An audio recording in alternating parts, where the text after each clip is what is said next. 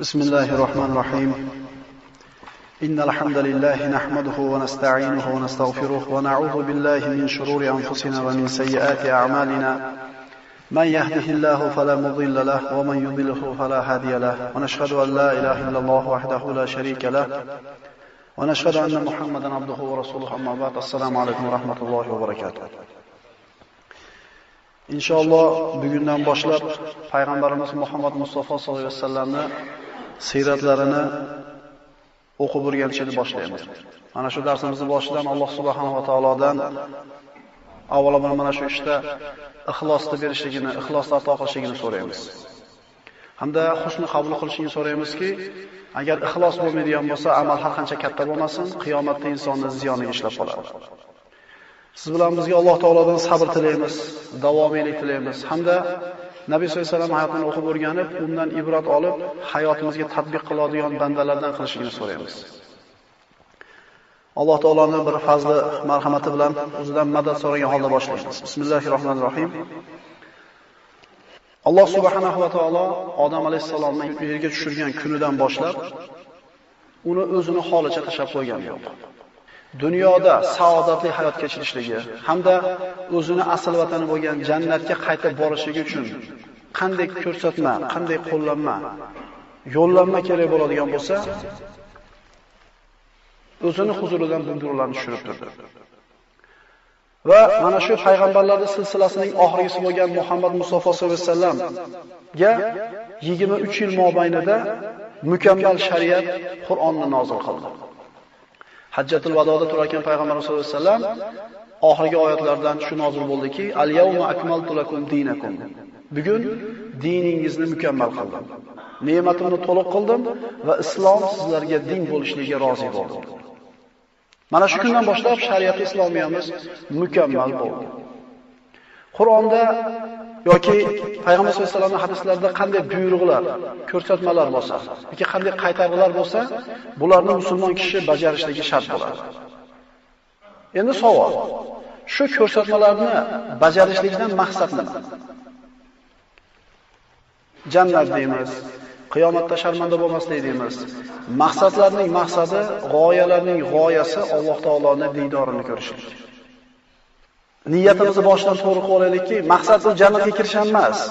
Alloh taoloning diydorini ko'rgandan keyin jannatilar bu jannatdagi ne'matlarning hammasini unutishadi. U ham maxluq jannatdan. Salamun qawlan min robbir rohim. Jannatilar shunday bir jannatdagi ne'matlarga ko'milib rohatlanib turganida Parvardigorini yuzini ko'radi ular deydi. Allohning yuzini ko'rishlik maqsad.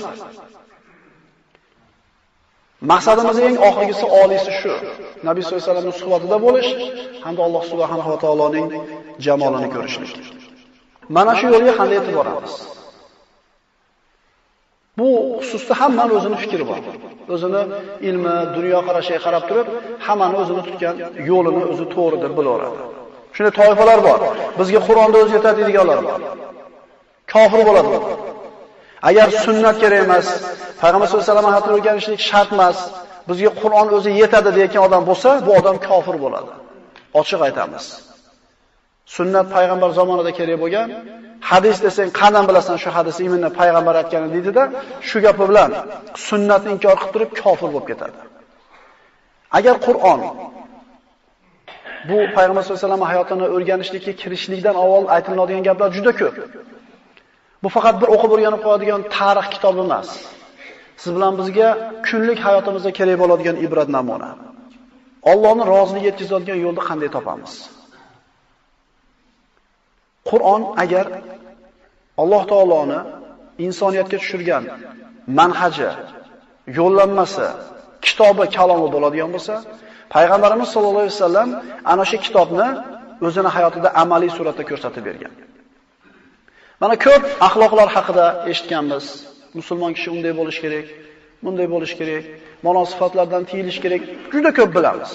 Endi bir savol tug'iladiki, agar mana shu sifatlarda hammasi bitta odamda jamlansa, qana odam bo'larkin shu odam? Hech kimdan qo'rqmasa, faqat Allohga suyansa, faqirlikdan shikoyat qilmasa, issiq sovuqdan ming'illamasa, qo'li ochiq bo'lsa, xotinlarga zo'r muomala qilsa, bola chaqaga zo'r tarbiya bersa, tijoratda yolg'on gapirmasa, qarab turib, qani odam bo'larkin shu odam degan fikr keladi. Bilaylikki, ana shu odam Muhammad Mustafa sallallohu alayhi vasallam. Hayotda qanaqa o'rni bo'ladigan bo'lsa, payg'ambarimiz sollallohu alayhi vasallam mukammal suratda siz bilan bizga namuna bo'lgan. Rasululloh sollallohu alayhi vasallamning hayotini o'rganishlik Alloh subhanahu va taoloning buyrug'i. Bu ibodat. Bu ibodat. Fama atakumur rasul fakhuduhu va ma nahakum anhu fantahu. Muhammad Mustafa sollallohu alayhi vasallam sizlarga nimani bergan bo'lsa, nimani olib kelgan bo'lsa, uni olinglar, nimadan qaytargan bo'lsa, qaytinglar. Allohning buyrug'iga labbay deb javob beradigan bo'lsak, payg'ambarimizning buyrug'iga itoat qilishimiz kerak. Ana shu biz aytayotgan sunnatni kerak emas deyotgan yoki Qur'onni o'zi bizga kifoya qiladi deyotgan odamlar yaxshilab eshitib qo'ysinki, Alloh taolo ana shu Qur'oni Karimda aytadi: Astagfirullah, qul in kuntum tuhibbunalloha fattabi'uni yuhibbukumulloh va yaghfir lakum dhunubakum. Ey Muhammad alayhisalom, ayting o'shalarga, ya'ni bizga, boshqalarga, agar sizlar haqiqatan Allohni yaxshi ko'rishlik da'voinglar rost bo'lsa, menga itoat qilinglar deb ayting. Alloh taolo aytayapti, meni yaxshi ko'rsanglar, menga iymon keltirgan bo'lsanglar, Muhammad alayhisalomga ergashinglar deb buyuryapti. Alloh subhanahu va taolo Qur'oni Karimda siz bilan bizni buyuriydi payg'ambarimizga ergashishlikka. Laqad kana lakum fi rasulillahi uswatun hasana liman kana yarjulloha wal yawmal akhir va zakaralloha kaseera. Allohga va qiyomat kuniga iymon keltirgan, Allohdan va qiyomatdan umidi bo'lgan hamda Allohni ko'p eslagan kishilar uchun Muhammad alayhisolamning hayotida ibrat namuna bor. Ertalabdan kechgacha radioda, televizorda bizga kumir bo'laman degan odamlarning son-sanog'i ko'payib ketgan. Alloh taolo aytayaptiki, sizlarga ibrat bo'ladigan, namuna bo'ladigan yagona kishi Muhammad alayhisalom. Chunki Nabiy sollallohu alayhi vasallamdan shunday mazmunda hadislar keladi, kim qaysi bir qavmni yaxshi ko'rsa, qiyomatda shular bilan birga bo'ladi. Biz payg'ambarimiz sollallohu alayhi vasallamning hayotini o'rganishlik bilan nimaga yetishamiz? Bizga nima bor? Bir odam bir yangi ko'chaga yursa, birov yurmagan yo'lga bir yuradigan bo'lsa, katta uzoqroq masofaga, qayerda qanaqa bir burilishi bor, qayerda qanday o'ydim chuquri bor, qayerda pasti bor, barati bor bilmaydi. Juda ehtiyot bo'lib, qo'rqib yuradi, baribir katta chuqurga tushadi. Chunki notanish yo'l. Tez yuradi. Endi hamma yurgan yoki avvaldan yurib tajriba qoldirilgan, hamma bilgan yo'lga yurishi unga osonroq bo'ladi. Biz payg'ambar sollallohu alayhi vasallam o'zi qoldirib ketgan yo'lda mahkam ushlab yuradigan bo'lsak, qoqilmaymiz. Nabiy sollallohu alayhi vasallam aytadilar: "Taraktukum ala mahajjatil baydo layluha kanahariha." Payg'ambar sollallohu alayhi vasallam aytadilar: "Men sizlarni deydi, o'zimdan keyin shunday bir yo'lga qo'yib ketyapmanki, bu yo'lni tuni kunidan ko'ra yorug'roq" deydi. Ya'ni payg'ambarimiz qoldirib ketgan yo'lda qorong'ilik yo'q. Kundek ravshan, tun bo'lmaydi bu yo'lda. Bu yo'ldan deydi Nabiy sollallohu alayhi vasallam, faqat Alloh adashtirganlargina ana shu adashmasligi uchun, payg'ambarimiz mana shunday qoldirib ketgan yo'lida yurishligi uchun u zot sollallohu alayhi vasallamning hayotini o'rganishimiz kerak bo'ladi. U zotning hayoti biz uchun nima? Biz uchun nima? U zotning hayotini tug'ilib vafot etgunga qadar bo'lgan 63 yillik hayoti, xususan mana shu 23 yillik payg'ambarlik hayoti bizga dars va ibrat. Shijoatli bo'lishlik, noumid bo'lmaslik xususida darslar. Buyuk axloq haqidagi darslar. Haqni himoya qilishlik, haqda mustahkam turishlik haqida darslar. Alloh yo'lida sarf-xarajat ehson qilishlik, kuch sarflashlik haqidagi darslar. Idora xususidagi darslar. Oilani bir idora qilishlik darslari hamda ummatni yuksaltirishlik uchun bo'lgan kerak bo'ladigan dars ibrat namunalar. Payg'ambarimiz sollallohu alayhi vasallam mana hammamizga ma'lum mashhur Arab jazirasida, Makka mukarramada Quraysh qabilasida dunyoga keldi. Biz hali tafsilotlarga kirmayapmiz. Biz fazilat haqida gaplashyapmiz hozir. Yetim bo'lib tug'ildi. Tug'ilishi bilan yetim bo'ldi, chunki onasining qornida 2 oy homilador paytida otasi vafot qildi. Yetim bo'lib tug'ildi. Aka-ukasi yo'q. O'g'il farzandlari yo'q. O'qishni, yozishni bilmaydigan, bir-birini bir og'iz so'z uchun qirib tashlashga tayyor bo'lgan, johil, urug'chilikda, qabilachilikda mahkam ushlagan, qoloq, cho'pon bo'lgan, xalq o'rtasida dunyoga keldida 23 yil muddat ichida mana shu qoloq bo'lgan, qo'y hidi kelib turgan, tarqoq bo'lgan bir millatni, bir xalqni dunyoga ustozlik qiladigan ummat darajasiga ko'tarib olib chiqdi. Tarixda bunaqa qisqa muddat ichida bunday ummatni yuksaltirgan kishi bo'lgan emas. Payg'ambarimiz sollallohu alayhi vasallam yuborilgunga qadar insoniyat tarixi bir boshqacha ko'rinishda edi. Endi Nabiy sollallohu alayhi vasallam kelgandan keyin esa tarix boshqatdan yozildi. Nabiy sollallohu alayhi vasallamning ta'limoti keng tarqadi. Arablar yuksaldi. Fors va Rumni yengishdi, Fors va Rumni. Yevropa ham musulmonlardan ilmni o'rgandi. Yevropaning uyg'onganiga 600 yil bo'lgan bo'lsa, birodarlar, bu ummatning uyg'onganiga 1400 yil bo'lyapti. Islomiy ta'limot, islom olib kelgan ilm tufayli Yevropa uyg'ondi. Insoniyatni ustiga Payg'ambarimiz sollallohu alayhi vasallam olib kelgan ta'limot yangi tushunchalarni olib keldi.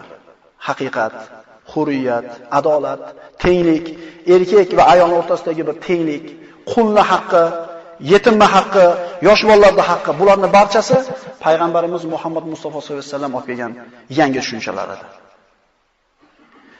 Tarixda buyuk insonlar ko'p bo'lgan. Lekin bularning buyukligi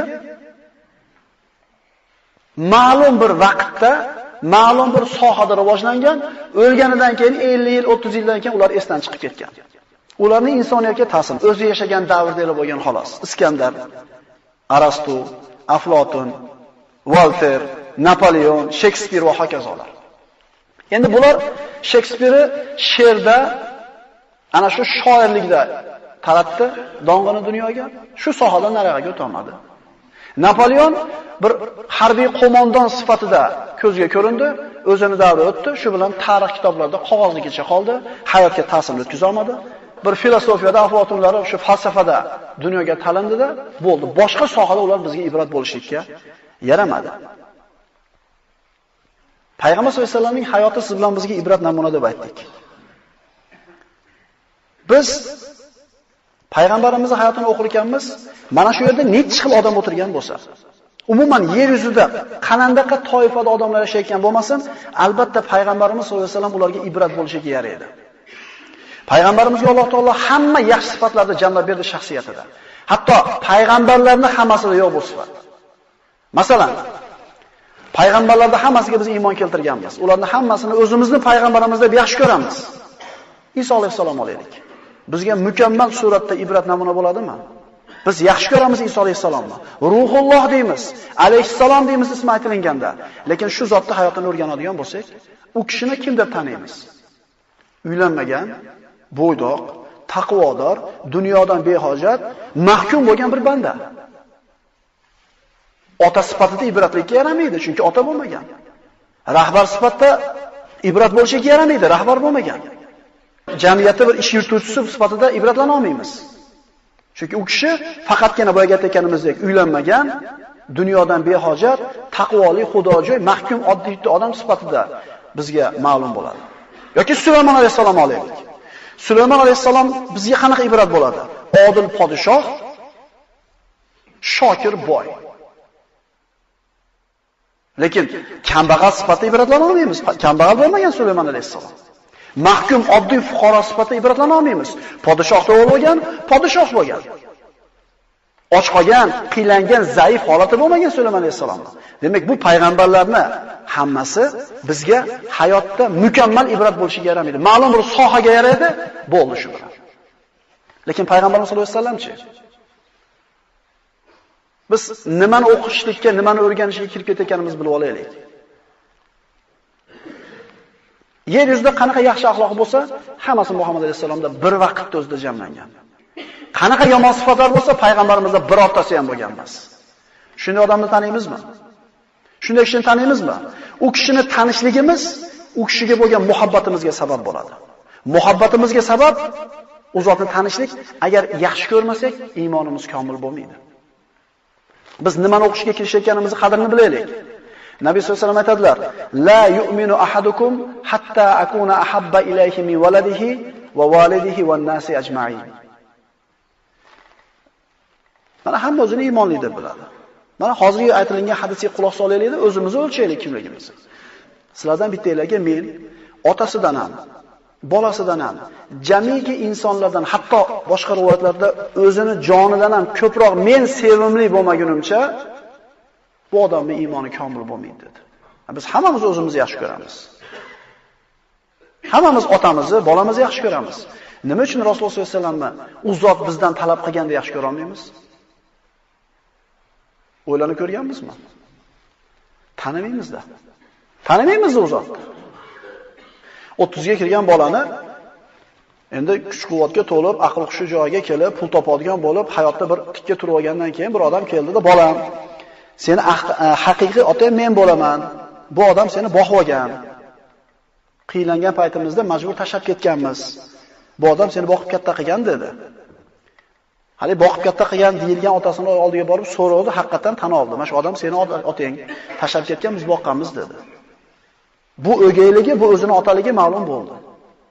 Shu odam meni otam ekan degan ma'lumot kallasiga kirishiga otasiga muhabbatli bo'lib qoladimi? O'zini otasiga? Yo'q. Kimni yaxshi ko'radi?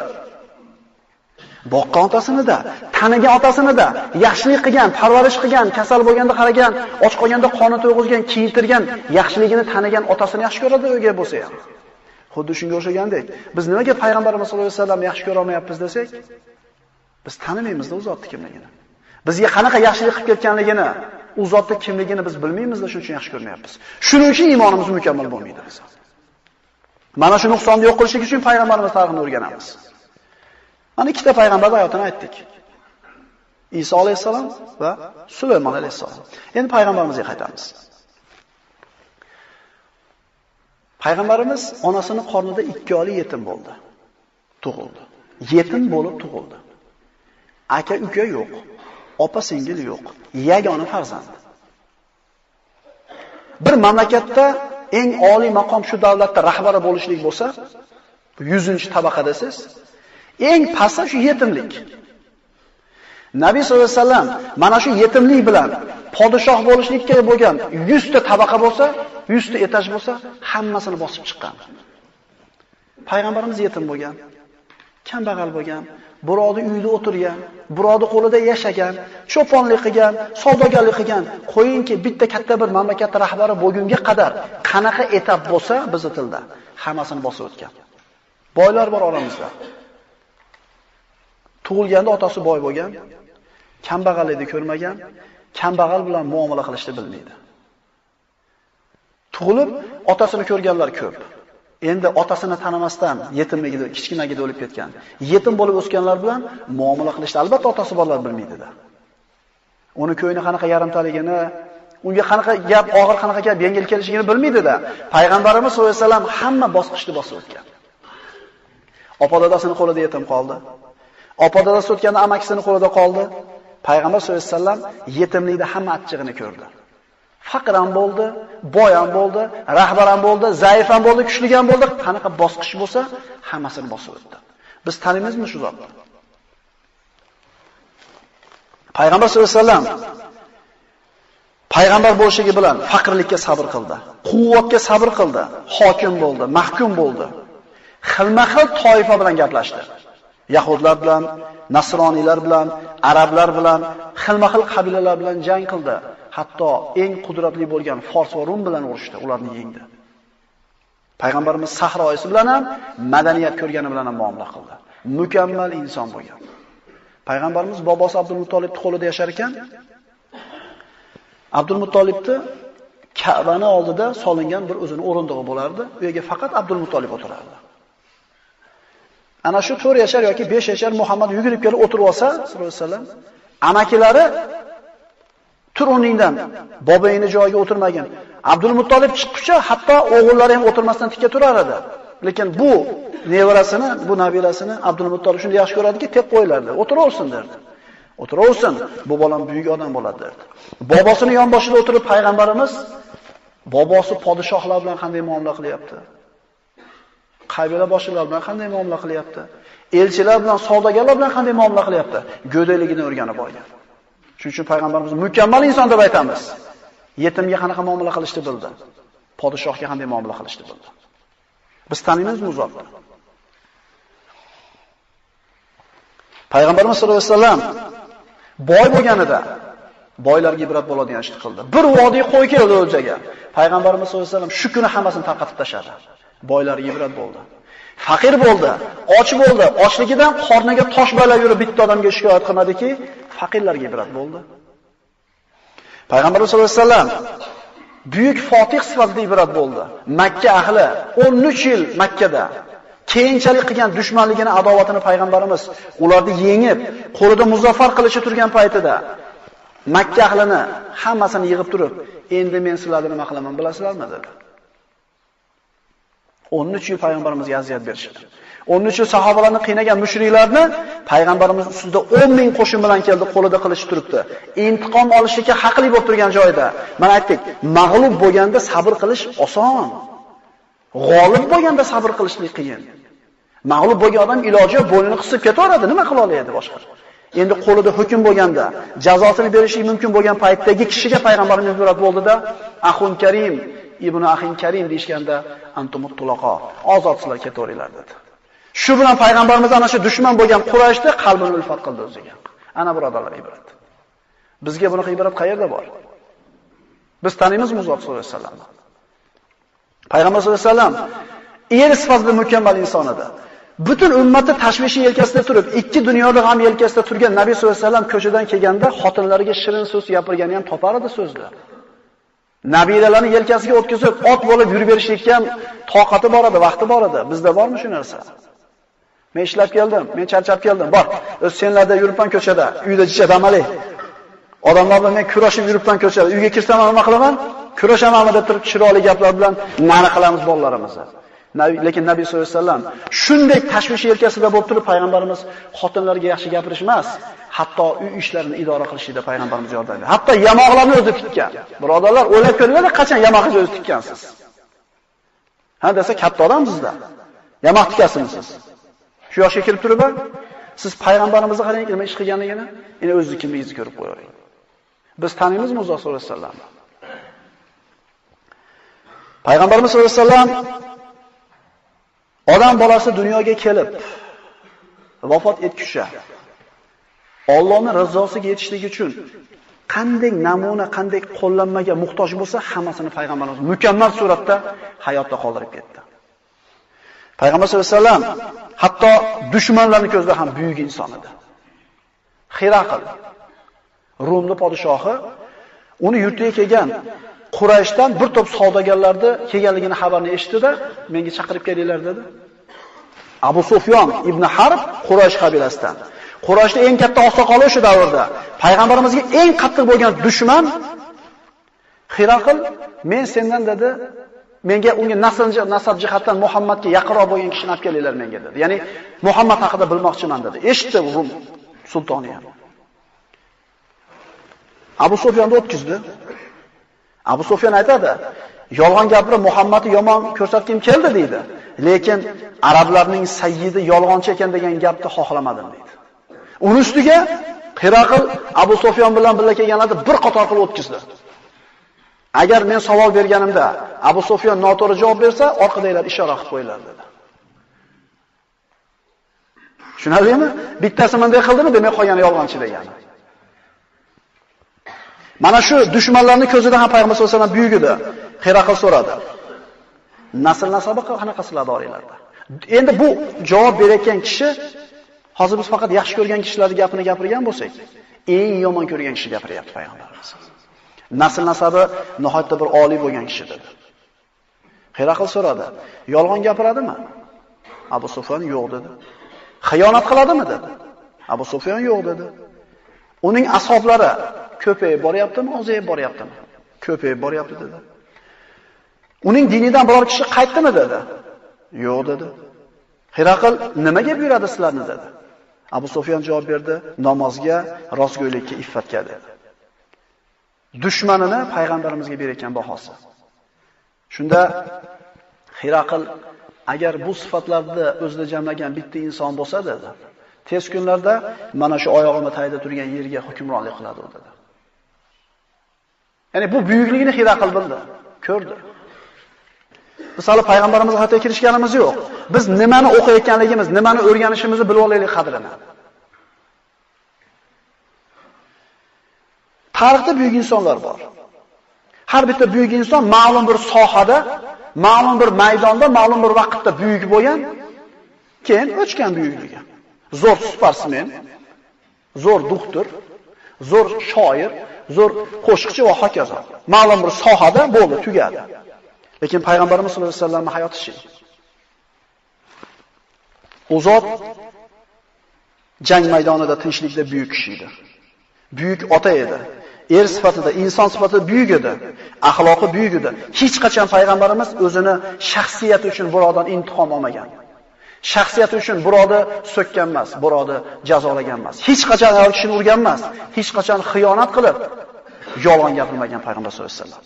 Hattoki payg'ambarimizning axloqini ko'ring, cho'qqileraligini. Abdulloh ibn Sa'd ibn Abi Sarh payg'ambarimizga juda qattiq dushman bo'lgan. Ichida xiyonatni yashirib turgan bo'lsa ham, kelib payg'ambarimizga: "Ey Muhammad, men senga iymon keltiraman" deb qo'lini cho'zdi. Payg'ambarimiz uning iymonini qabul qilishni xohlamadi. Sahobalardan bittasini otasini o'ldirgan edi. Ana shu sahobalardan bittasi turibdi, o'sha o'lgan kishining bolasi.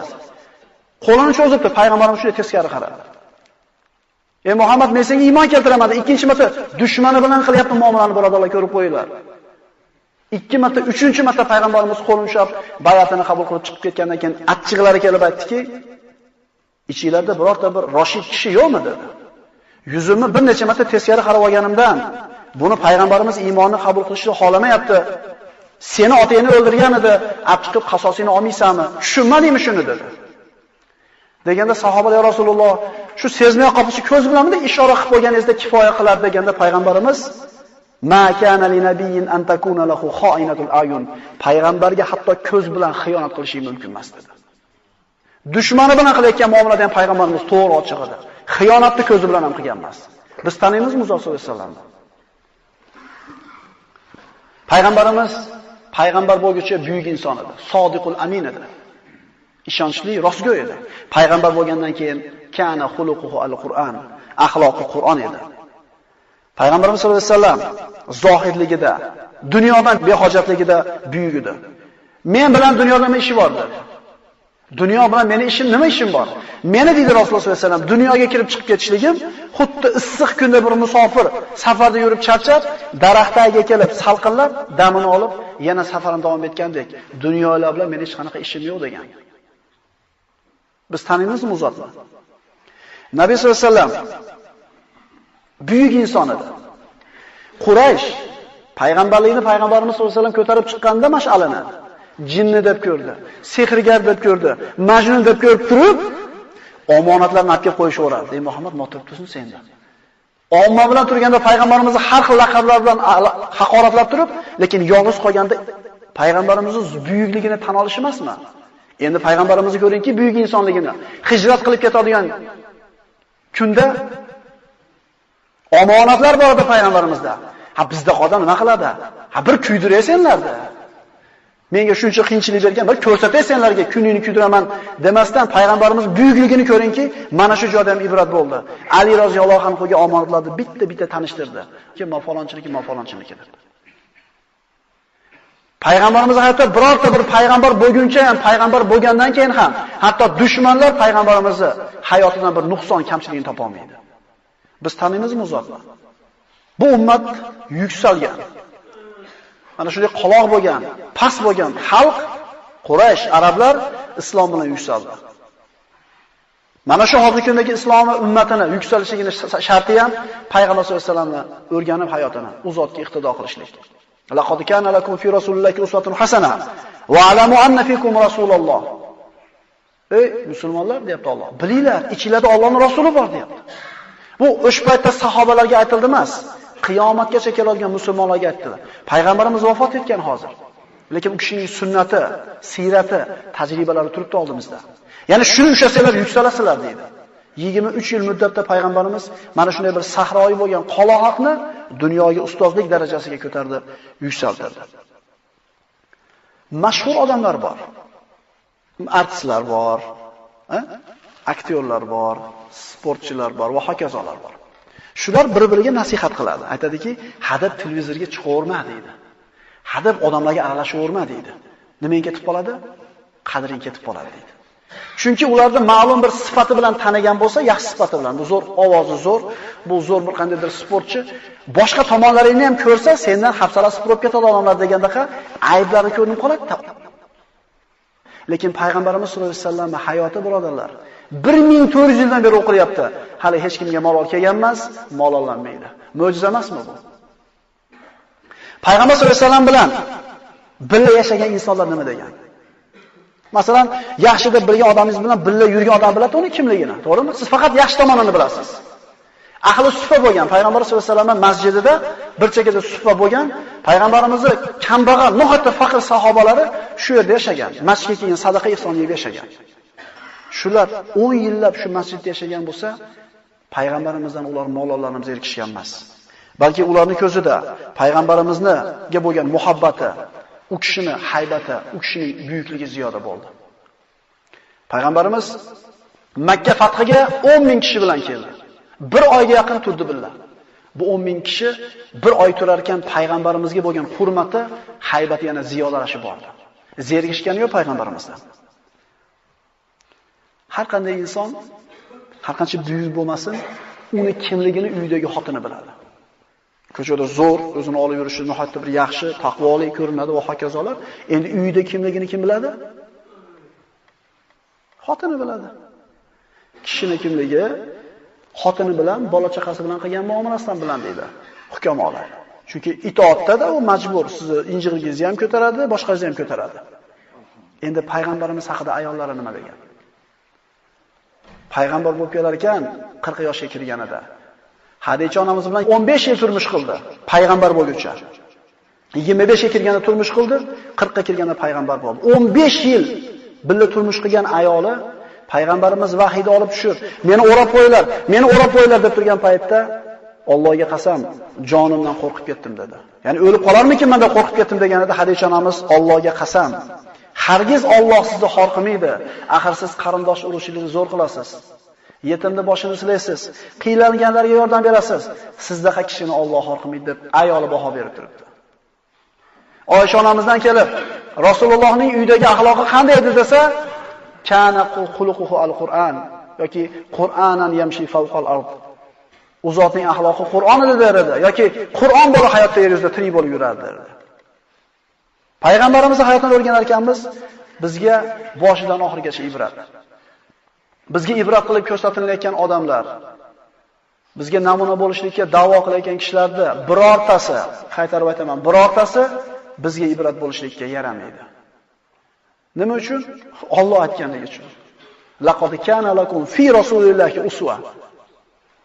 Allohning payg'ambari Muhammad alayhisalomda sizlarga ibrat namuna dedi. Modomiki biz maqsadimiz jannatga borib, Rasulullohning suhbatida o'tirish hamda Alloh taoloning jamolini ko'rishlik bo'lar ekan, payg'ambar sollallohu alayhi vasallamni o'zimizga imom deb, boshliq deb, ibrat deb bilishimiz kerak bo'ladi. Ergashligimiz uchun u zotni o'rganishimiz kerak hayotini. Ibrat olishimiz kerak. Shoyat Alloh subhanahu va taolo qiyomat kunida u kishini shafoatidan bahramand qilsa. Aqulu qawli hada va astaghfirulloh li va lakum. Assalomu alaykum va rahmatullohi va barakatuh.